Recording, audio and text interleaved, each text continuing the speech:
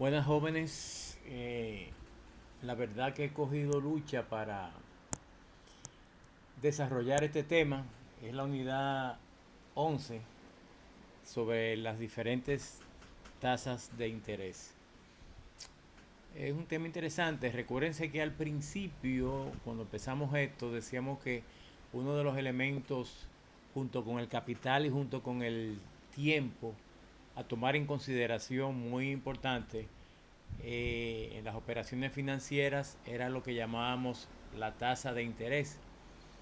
Resulta que si usted va a una institución financiera a negociar, ya sea a hacer una inversión de su dinero, esperando, aspirando que le paguen una tasa suficientemente buena, alta, o recibir la mayor cantidad de dinero por su inversión. Asimismo, al contrario, si usted va a solicitar un préstamo, lo que quiere es pagar lo menos posible por esa inversión, pues lo que va a poder negociar con un banco, sobre todo, porque la cantidad de dinero la lleva usted y el tiempo, pues se discute, pero donde usted va a poder negociar o elegir entre diferentes ofertas de entidades financieras es en la tasa de interés. Así que vamos a verlo rápido. Si se alarga mucho, pues partimos y continuamos en una segunda parte. Estas son las frases iniciando el tema. Lo que está en mayúscula es de ese señor John Templeton que está ahí. Dice que la única manera de evitar errores es no invertir. Y ese es el error más grande de todos. Y entonces ahora yo le pongo aquí mi comentario, porque tu capital estará sujeto a tasas de interés negativas, como son la devaluación y la inflación que veremos en este tema. Y otra frase de Paul Samuelson dice que invertir es como mirar crecer el pasto o ver cómo se seca la pintura. O sea, si tú quieres un negocio emocionante, búscate otra cosa. Entonces yo le agrego y la tasa de interés es ese abono para que el pasto crezca más rápido o ese aditivo para que la pintura se seque más rápido. Empecemos nuestro tema, las diferentes tasas de interés en la unidad no 10, es la unidad 11, mirando aquí en el manual. Eh, Conceptos vinculados a la tasa de interés que se aplican bajo la óptica del interés compuesto, que es el que más se usa en los comercios y en los bancos. Hay tres tipos de tasa de interés: la de interés periódico, la de interés nominal y la de interés efectivo. Empecemos por ahí. Son como tres carriles que a su vez se subdividen en otros. Además, cuando se aplica el cobro de intereses, cuando se van a pagar los intereses, tenemos las modalidades de periodo anticipado. Antes de iniciar el periodo, y por eso hablamos de 7% trimestral anticipado, hay que avisarlo. Y el otro por periodo vencido, que son los que se cobran al final del periodo. 20% nominal anual, capitalizable trimestralmente, eso es un interés compuesto, como ustedes saben, 7% trimestral. Fíjense que cuando no se explicita que es anticipado, se da por sentado que es un periodo vencido, que se cobra al final de cada periodo. ¿Ok? Bien, ¿cuál es la tasa de interés periódica? Se simboliza por I, es aquella tasa en la cual se indican dos elementos básicos, la tasa y el periodo de aplicación. ¿Pero cuál es? Es aquella que capitaliza el interés en cada periodo y entonces reinicia con un nuevo capital más alto, que es el capital inicial, más los intereses ganados en ese periodo. O sea, es la que capitaliza, vuelvo y repito, los intereses de ese periodo. Mientras no se indique lo contrario, esa tabla se maneja siempre como vencida. Y es la que hemos estado utilizando hasta el momento. Y es la tabla que incluimos en las fórmulas que se desarrollan en las matemáticas financieras. Y ahí hay algunos ejemplos como nosotros las indicamos. Eh, la tasa de interés nominal y se simboliza por una R, es una tasa de referencia para los otros tipos de tasa. Esto lo vamos a entender mejor con los ejemplos. Y por ser de referencia, no mide el valor real del dinero. Por lo tanto, no puede ser incluida en las fórmulas de la matemática financiera. Es una tasa de interés que necesita tres elementos básicos. La tasa, obviamente, el periodo de referencia de qué se trata y el periodo de composición, cómo está compuesto ese interés, trimestral, anualmente, de esa manera. El periodo de referencia, mientras no se diga lo contrario, ese periodo de referencia que es más grande siempre será el año. Y se dice que está implícito, por lo tanto no es necesario señalarlo. Pero sí siempre hay que decir que es una tasa de interés nominal. El periodo de composición es el periodo de capitalización. Se capitaliza bimestral, semestral, mensual. También se llama periodo de liquidación o periodo de conversión. Vamos a calcular esto para ver finalmente los ejemplos. Tranquilo que al final yo creo que podemos entender. Se puede plantear la siguiente relación entre la tasa de interés periódica, que es I, y la tasa de interés nominal, que es R. M va a ser los periodos de capitalizaciones. Por lo tanto, M, despejando simplemente, va a ser igual a R entre I, y de ahí despejamos I, que va a ser igual a R dividido entre M. Donde I es la tasa de interés periódico, R es la tasa de interés nominal o de referencia en la que estamos tratando, y M es la frecuencia de conversión, o sea, el número de periodos o subperiodos que se encuentra dentro del periodo de referencia, que dijimos que generalmente es un año, y simplemente se podría definir como el número de capitalizaciones dentro de ese periodo de referencia. Si es semestral serían 2, si es trimestral serían 4, si es cuatrimestral serían 3, si es mensual sería 12. Y aquí hay unos ejemplos, ¿verdad? Defina cuál es el valor de M y de I en las siguientes tasas de intereses nominales o de referencia. M, número de capitalizaciones, y la tasa de interés periódica. Pongo estos ejemplos y lo desarrollo aquí. En el caso A, la tasa de referencia es 28%, convertible bimensualmente. ¿Ok? Como no lo dice, siempre se supone que es el año.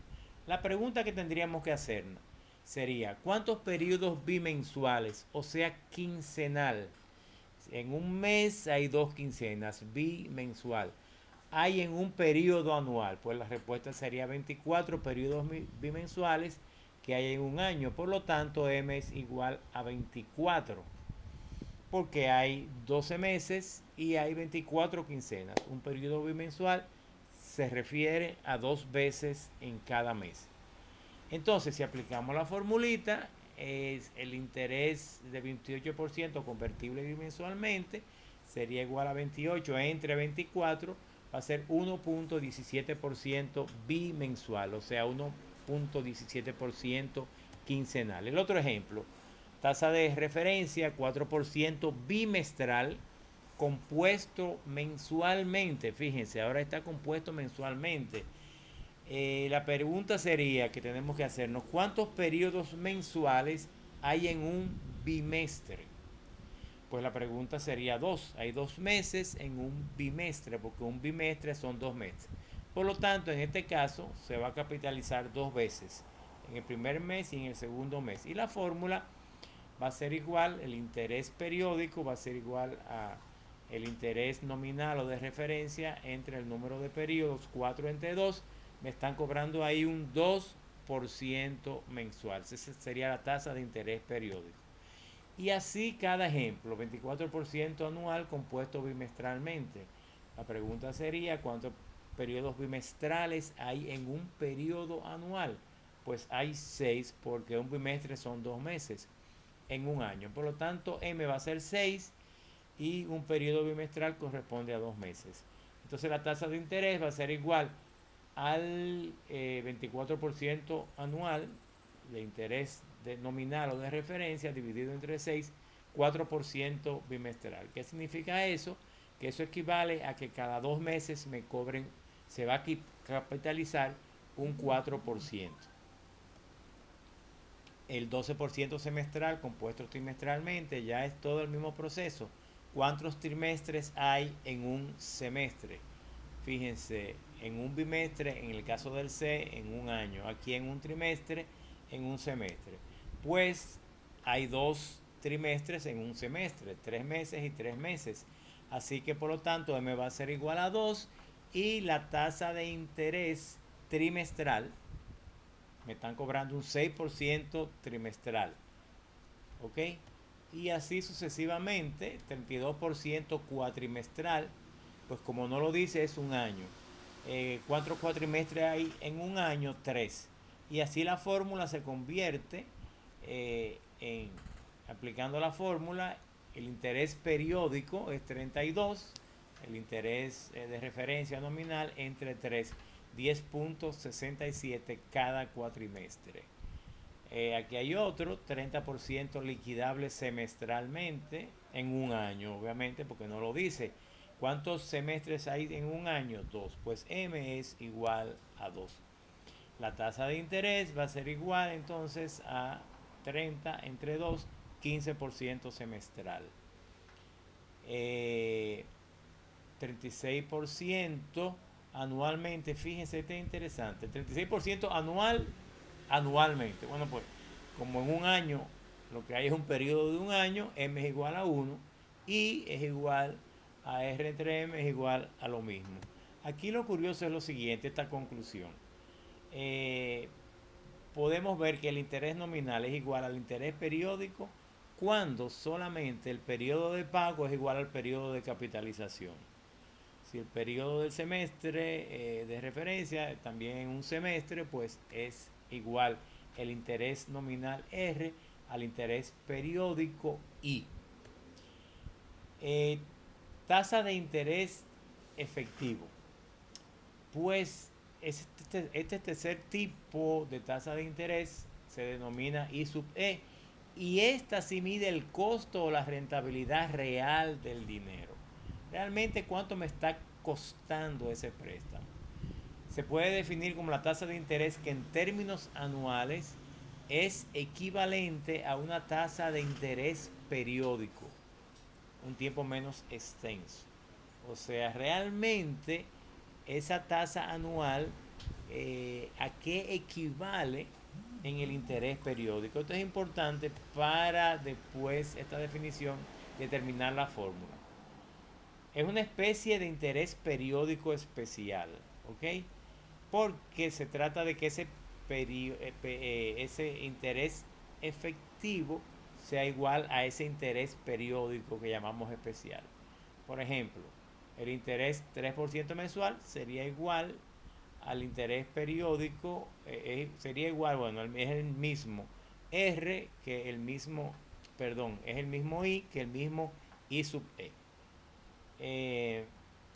Vamos a ver, lo que indica que para denotar el interés efectivo solo se necesita indicar la tasa y el periodo de aplicación, pero especificando que se trata de una tasa de interés efectivo, que es lo que realmente me cuesta el dinero. Vamos a ver con ejemplo. Sintetizando la definición antes de poner el ejemplo, la tasa de interés efectivo es aquella que al aplicarla una vez sobre un periodo de referencia, fíjense en la relación, genera el mismo ingreso total, que es el valor futuro, que cuando se aplica una tasa de interés periódico M veces sobre el mismo periodo de referencia. O sea, que esa tasa de interés periódico efectivo, si yo la aplico en el año, me va a resultar igual que una tasa periódica M veces. ¿Ok? Y entonces se va a denominar tasa de interés efectivo. De aquí podemos entonces deducir la fórmula, partiendo de la fórmula general del interés compuesto, ¿verdad? El valor futuro es igual al valor presente multiplicado por el factor 1 más i elevado a la n. Tenemos entonces que el valor futuro efectivo sería igual a lo mismo, pero en este caso I sub E, que es la tasa de interés efectivo, y elevado a 1 porque se refiere a un solo periodo general grande. Sin embargo, el valor futuro periódico en m periodos es igual a la tasa de, es igual, perdón, al valor P por el factor 1 más I, que es el interés periódico que conocemos, elevado al número de periodos, eso lo sabemos. Y por definición de interés efectivo, dijimos que el valor futuro efectivo es igual al valor futuro periódico. Y entonces podemos hacer las dos igualdades. La ecuación de la izquierda es igual a la ecuación de la derecha. ¿Ok? Y ahí podemos entonces eliminar a P, que está en las dos. ¿Ok? Podemos quitar P y P y nos queda esta ecuación, esta igualdad, que está ahí a la derecha. Y de ahí obtenemos despejando I sub E, que es lo que nos interesa. El 1 del lado izquierdo pasa negativo al lado derecho. Y como habíamos dicho ya, que la tasa, tomando en cuenta que el interés es igual a la tasa de referencia partido el número de periodos, pues sustituimos en la ecuación de arriba el valor de I. Y vamos a llegar entonces ya a nuestra fórmula final, que dice que el interés efectivo es igual a 1 más la relación interés nominal o de referencia partido en el número de periodos elevado al número de periodos m menos 1. Veamos eso aplicado a una situación real. ¿Cuál es la tasa efectiva, la que me cuesta realmente el dinero, de una persona que paga por un préstamo bancario y que se pactó al 20% de interés anual, periódico, convertible bimestralmente? ¿Me está saliendo al 20% al año o me está saliendo más? Pues si aplicamos la tasa de interés, ok, vemos que I es igual a R entre M elevado a la N menos 1. Ese R es la tasa de interés nominal, que es la que se nombra, que me están diciendo, entre 6, porque es bimestral. Hay 6 bimestres en un año elevado a la 6 menos 1. Si yo resuelvo mi potencia a la sexta usando Excel, por ejemplo, menos 1, me va a dar 0.217 multiplicado por 100, eso me da 21.74%. Y aquí hago la advertencia. Aunque se pactó y se escribió un 20% como tasa nominal, que es la que se escribe, la que se nombra, o tasa de referencia, pues me está saliendo realmente en 21.74. Y esto es porque el interés compuesto se capitaliza 6 veces, o sea, cada 2 meses en el año. ¿Entienden la dicotomía? Por un lado es un 20%, pero por otro lado realmente me está costando 21.74. Miren este ejemplo que me llama mucho la atención, el de las tarjetas de crédito. El del gancho de las tarjetas de crédito. Nunca usen una tarjeta de crédito para financiarse, porque ese no es su función. En el estado dice que el banco te va a cobrar un 60% de interés anual, 60% anual, convertible mensualmente. Eso está implícito, por eso lo pongo entre paréntesis, de la parte que tú te financies con la tarjeta de crédito. Aplicamos la misma fórmula de ahorita. 60% es 0.6 dividido entre 12 porque es 12 meses elevado a la 12 menos 1 me da 1.05 a la 12 menos 1, 0.796. Al multiplicar por 100 tengo un 79.6% anual, no 60% como dice el Estado. Y si yo divido entre 12 me da un 6.63% mensual, no 5% como todos creemos. por la misma razón de la otra vez. Aunque se pactó un 60%, estoy pagando un 79.6%. Y eso es porque el interés compuesto es capitalizable cada mes en el año. Y eso es porque ese 60% que se menciona, que se oye más bonito que 79, es una tasa de interés de referencia. La tasa de interés efectiva real se convierte en 79.6% anual, que es la que yo pago. Tasa de interés anticipada. Ahora voy a ir un poco más rápido porque voy simplemente a mencionar otros conceptos de tasa de interés. Es la que se cobra al inicio del periodo, se denomina I sub A, se menciona anticipado. Es un interés caro porque te están cobrando los intereses de manera inmediata, perdiéndose el costo de oportunidad de no disponer de ese dinero. O sea, si yo pido 100, pues no me dan 100, me dan 93, me dan 92 y pierdo esa diferencia. Si una persona obtiene un préstamo P de manera anticipada, va a pagar los intereses P por interés anticipado. Y al final no me van a entregar P, sino me van a entregar P menos el interés que estoy pagando. P por I sub A, que es una cantidad menor que el préstamo que estoy recibiendo, pero al final tengo que pagar P.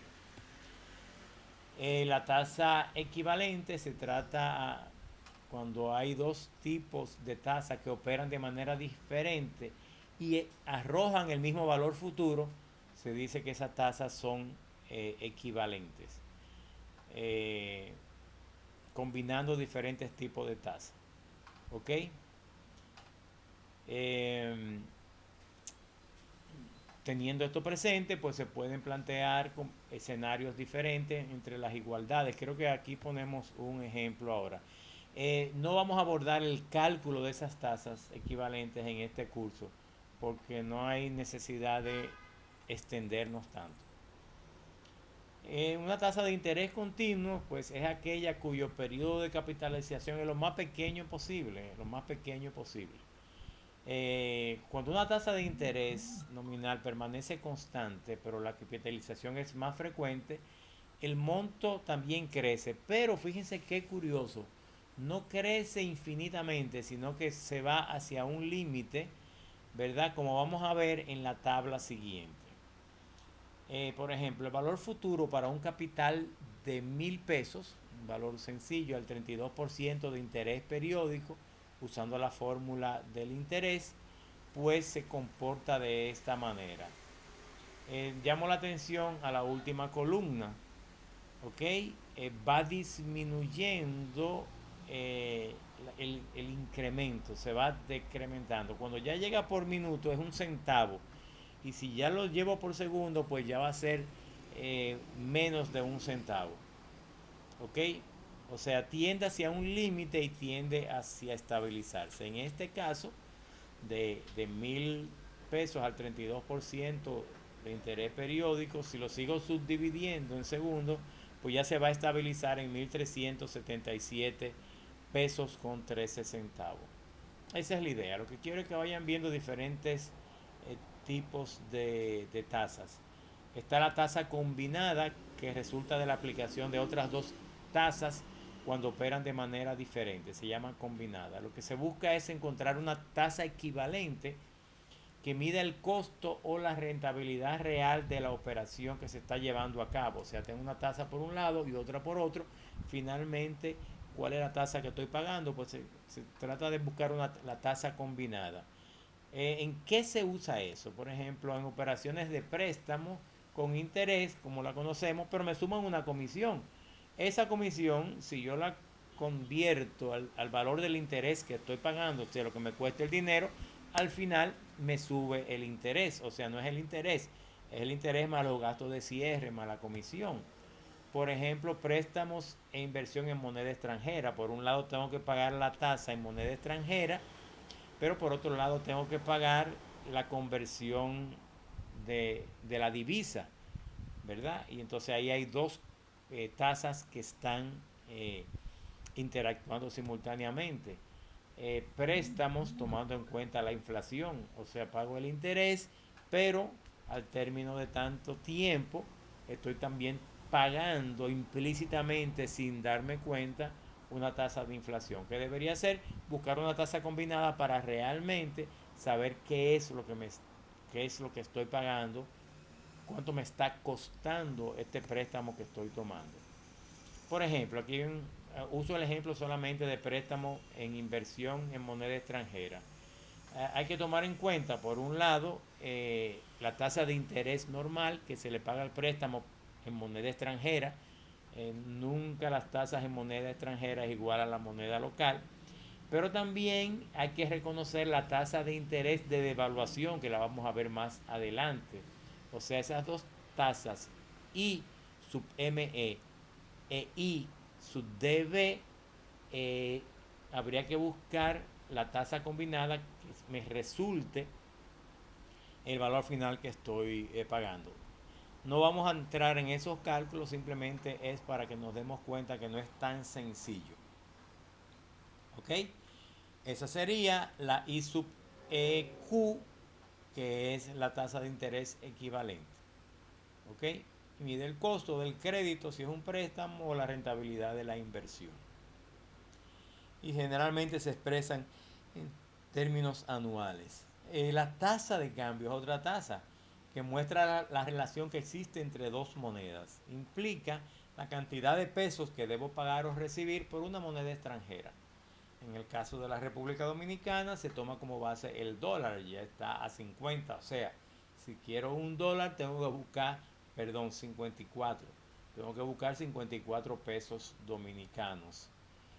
Eh, y así, cuando hay abundancia de dólares en los mercados y pocos compradores, si hay más oferta, la tasa baja. Cuando hay menos oferta, entonces la tasa sube. Hay escasez de dólares y hay muchos compradores.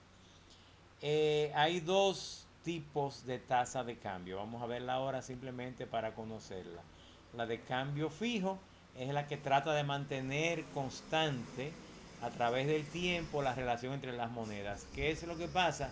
Que el Banco Central de cada país, en este caso nuestro Banco Central de la República Dominicana, si hay pocos dólares en el mercado, inyecta dólares para que la tasa no suba. Por otro lado, por el contrario, si hay exceso de dólares para que la tasa entonces no baje, entonces el banco central, que es el banco papá de todos los bancos de un país, compra dólares para evitar que esa tasa de cambio disminuya y entonces disloque las operaciones económicas de un país. En el caso de la tasa de cambio variable o flotante, que también se usa, ahora mismo aquí tenemos la tasa de cambio fija en este país, pero ha habido otros momentos que ha sido flotante.